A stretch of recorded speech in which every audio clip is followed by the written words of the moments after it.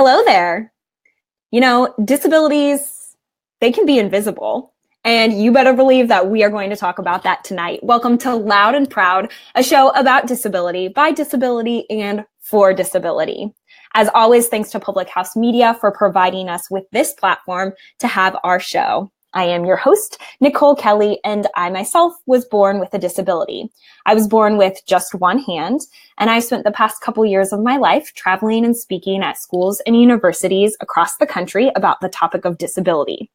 So do you live with a disability? If so, hello and welcome to a place where you can get connected with experts in our community, find thought leaders who are making changes and speaking out. Remember to hit the subscribe button, as you will want to remember every single Monday to join us right here when Loud and Proud goes live on Facebook. And for those of you who are listening maybe on iTunes or on iHeartRadio, remember to hit that subscribe button on your apps because you're going to want to hang out with us every week too. So feel free to share if anything I say or if my guest says resonates with you. For the goal of this show is to educate as many people as possible. And the more people we can educate and share with, the more people we can educate with the power of conversation. So with that, all of those very exciting and very fast announcements, let's bring to the show our lovely guest for tonight. A friend of mine, his name is, there he is, Mr. Dillon Tate. Dillon is a mental health and suicide prevention advocate, as well as the founder of a support group called Project Love. Hello, Dillon, and welcome. Oh, thank you for having me. Absolutely. Can you tell everybody, we have, of course, because of the magic of the interwebs, we have the ability to talk with people all over the country and the world. Can you tell people where you are right now? I am in Chilliwack, BC, Canada. Oh, yeah. And what time is it for you right now? Just after, I think it's 6. We're 2 hours behind you. Behind me. Okay, that makes sense. Yeah, so Yeah. 8, 7, 6:30-ish. Yeah. Cool. So can you tell us a little bit about your story? What was your growing up? What was your kind of working into finding and founding Project Love? Okay. I was aware something was off from a very young age. I didn't know how to describe it, and that became very frustrating. I would always describe it as just having no energy. Mm-hmm. It wasn't just a motivation thing. It was it completely just took over. I couldn't keep up, Mm-hmm. and by the time I hit 15, I was starting to fight with myself in my head about it because I wouldn't be able to do. Almost, I would have these expectations, or I would see other people just, I don't know, go throughout the day, and my energy would deplete so fast. Mm-hmm. And so I saw the doctor at 15. But it made me, I didn't know really how to describe it. It made me feel very awkward. I didn't really give them much to go off of. I went on medication though, Mm-hmm. and I can't really say much changed for a couple of years. Sure. And when I was about 18, now I had just graduated, and then the world kind of just opened up. Mm-hmm. And my direction just completely, it was lost. The best way to describe it, thinking back now, it was an identity crisis. Mm-hmm. I didn't know what I liked. Things just didn't seem fun anymore. My energy level was just nothing. I was severely depressed and started to entertain thoughts of suicide. Thinking it through, ju- I, I just, I don't know. I was so uncomfortable in my body.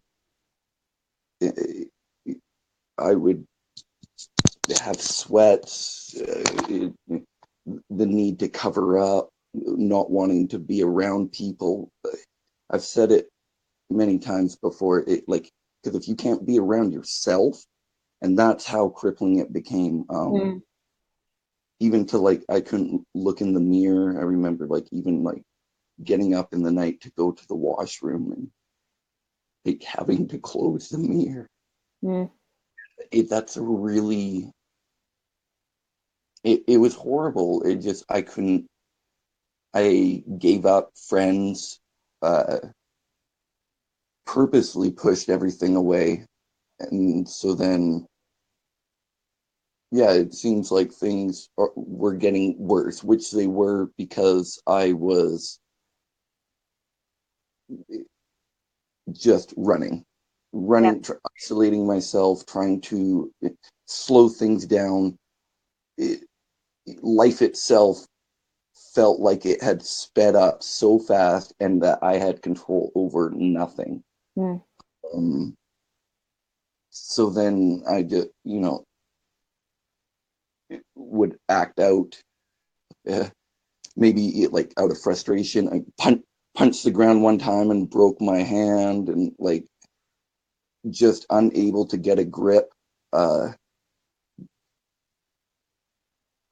so then by 23, after I had pushed away pretty much all of my friends, burning bridges, I attempted suicide, uh, and I had just laid myself on the tracks, and Mm.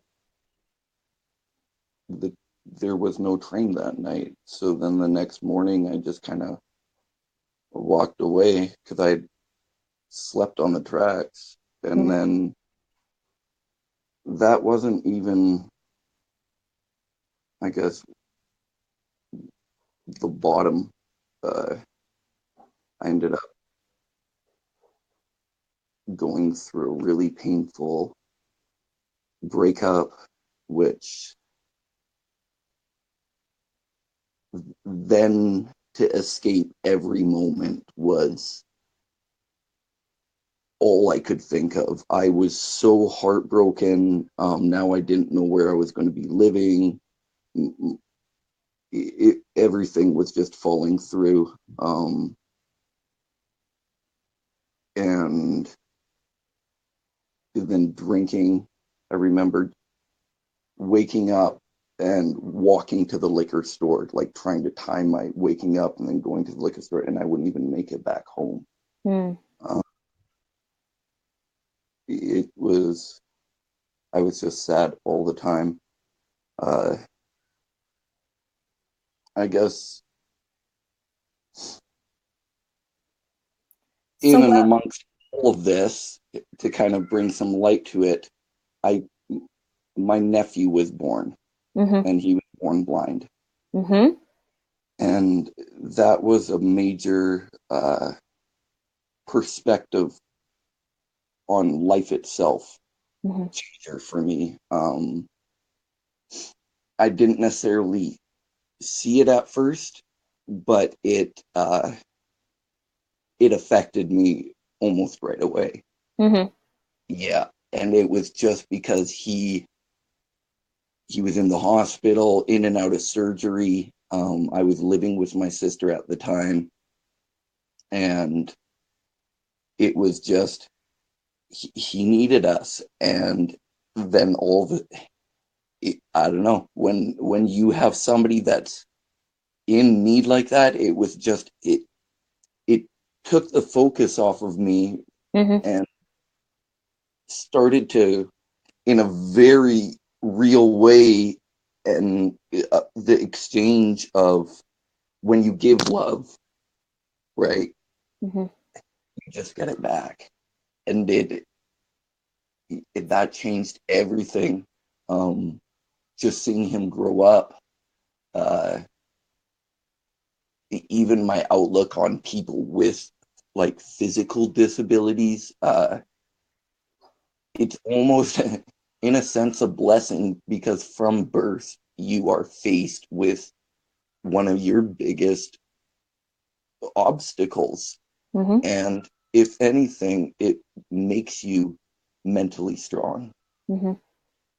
And that's how it was with Diamond. And he just learns things differently in a way that you're just kind of like almost blown away. I don't know. He teaches you.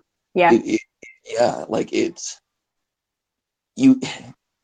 You can't even imagine what it would be like until you're put in this situation, and it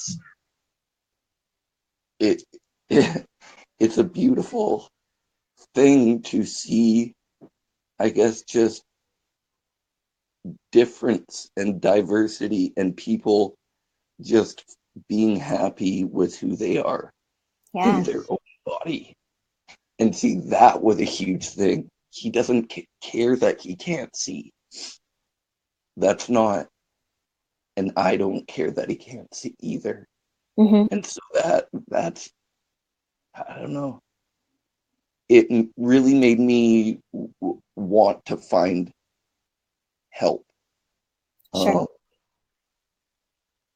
yeah, it makes you want to be there for somebody, and then when you can't, it's like, well, something's wrong. I've known it for a long time, uh, and I just kind of I started to try anything. Um, I had heard somebody say, like, "What are you trying?"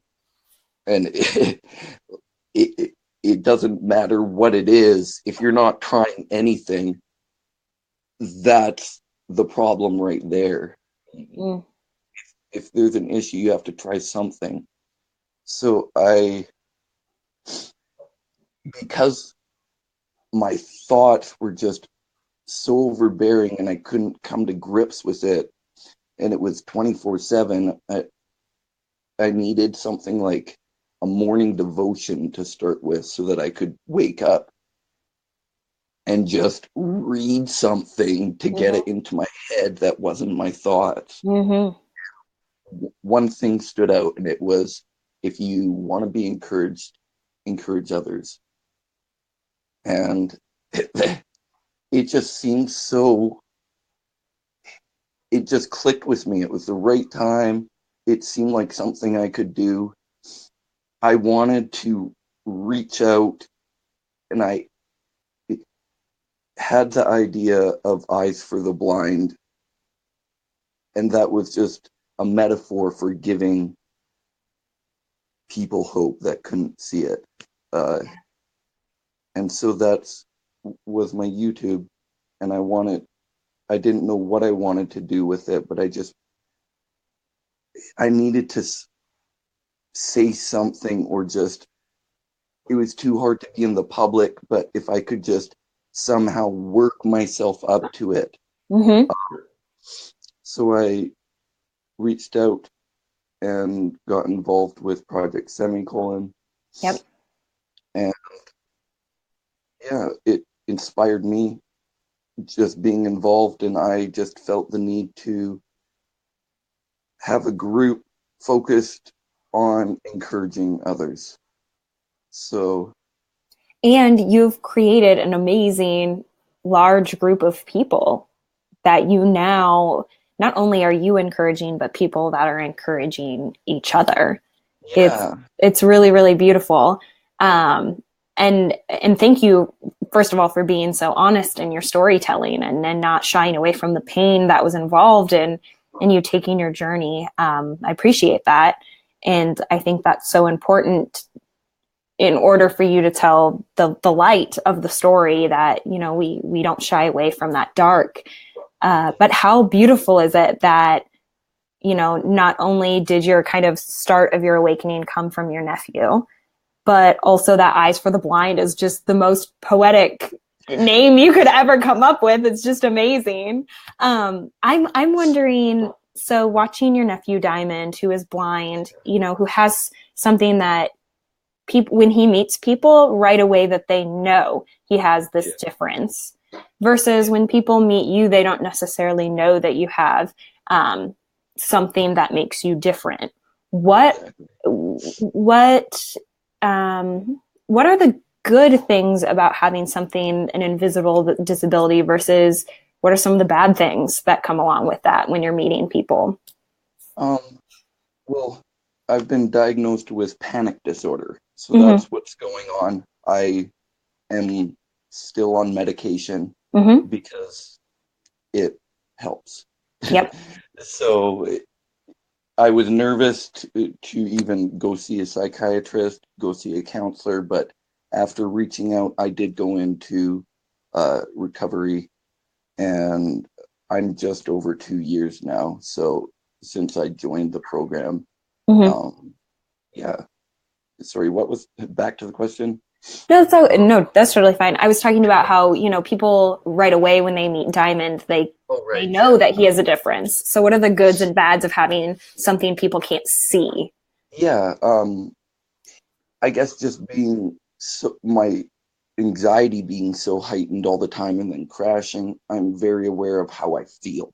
Mm, And that was very crippling for a long time, to always be making every decision on if I feel like it. yeah. Yeah, but when you're sensitive like that, or which, yeah, I'm very sensitive, but being around people, you want them to be comfortable. I honestly think it's the same with everybody. People just focus too much on what people look like, but Mm-hmm. everyone just wants to feel comfortable in their own shoes and to have the person next to them feel the same. So, Mm-hmm. yeah, Which is having an fascinating because that's what I'm constantly talking about. It yeah, is. It's how do I make the person next to me comfortable? yeah, I That's find I just bring it up in conversation, or I just give off a vibe, I guess, when I'm meeting people. I I just be myself because I mhm. can't be anybody else, and it's exhausting to try. So if I'm having a bad day and my buddy's there, you know, just be like, "Hey man, I'm having a real hard day." And Mhm. just start from there. Yep. Like, you need friends to help you through life. People need people. Yep. And so life, it's like you're making a team, a close knit team of support, of accountability partners, as per se, Yeah. just people that you can trust. And who And can understand you, which yet again, like rounding it back to Eyes for the Blind, like this project that you've created, it is that safe space. And for people who understand, um, who understand the feelings and the thoughts that you also have gone through, which is amazing. I put Eyes for the Blind at the bottom of the screen for people who want to find it. So they can find it on Facebook, correct? Well, I know that's correct, but can they just type it into Facebook to find it? I believe so. Or Project Love. We do have a website and everything. What is that website? I'll get it up on the screen here. It's just www.eyesfortheblindlove.com. Eyes oh, you know what? My computer might not let me do it. For the blind, love. Wait for it. Love.com. Yeah, there it is. Okay, so let's put that up there just so people can see as well. Yeah, I think it's so important, the work that you're doing, and just to be encouraging and first of all, to be brave enough to share your story. That's the first thing that I'm always most thankful for when I have guests on the show, is those who are willing to share. You also are, this is kind of a sidestep, but you also are, among other things, a father and an artist and an uncle, of course, as we've talked about. I'm wondering, how does art play into the kind of therapy that is being comfortable with who you are and dealing with this difference? Yeah, art is a huge part of my life. Art of any kind allows someone to express themselves, and it doesn't matter how it's done. And that is what that's what I'm trying to encourage people, just to express themselves how they are. And so when people create things or they write lyrics or something, they're when you read something like that, or you just, I don't know, it's a piece of them. Mm-hmm. And it yeah, it's my interest, which has also encouraged me to reach out to artists and just want to talk to them. Yeah. People that I've looked up to, and then it's like, hey, let's just have a conversation. Yeah. But it's so encouraging for them to just level with me and just say, we deal with stuff too. Yep. It's like I hear it all the time. It's everywhere. People just need to speak up, I guess. They need to talk about what's going on inside. If you try to ignore it or keep it quiet, it just kind of stockpiles and you explode. Well, there's going to be a lot of people who watch this, and hopefully those are words that touch somebody who's watching this and encourages them to reach out. And if not to you, to somebody who's close to them. Because that is the whole mission and the whole goal, not only with this show, but, and sharing what you've been up to. So I just want to thank you again for sharing your story and being so honest. That's why I love talking with you, is because you just are so honest. So thank you. Please don't ever lose that quality, honestly. It truly was an honor to have you here and to be able to share a little bit about the work that you are doing. Everybody, again, follow this link below. I'm going to say it one more time: eyesfortheblindlove.com. Yeah, see, I still even, hold on, because I have it. I want to fix it in here. I at the last minute did it on my keyboard here, and I want to make sure that it's correct. And right now it's showing something different. I know, let me fix it. Oh man, come on. It's not letting me fix it. There's a D in the word blind. So I apologize for those of you who are trying to write it down and spell that correctly. But yet again, thank you so much. You can find Mr. Dillon Tate at that address if you are looking for Eyes for the Blind on Facebook as well. Are you on Instagram and Twitter? Can people find you there? Twitter, and then YouTube. Oh, yes, and the YouTube channel as well. Amazing. Well, thank you so much for joining us this week. Yeah, thank you. It was my kind of highlight that I've been looking forward to. Yay! So. I'm so glad. There's been a joke. Just earlier, I was joking with friends about already my highlights of 2018 have happened. I went to see, I've been looking forward to seeing I, Tanya with my college roommate, which is just a silly movie, but we went to see it the third day and I was like, that's it. 2018 is over. And then there was something else that was just funny and little that happened. And we're like, all right, 2018, best year ever. So I'm so glad, right? Why not? Well, you got to set goals that you can actually reach, right? That's exactly it. So that's reaching one of those goals the third day into January felt pretty good. I love it. Well, thank you so much again. And thank you to those who have joined us. Again, join us next week every Monday at 8:30 p.m. Central Standard Time. And next week, we will be joined by new guests. Thanks, guys.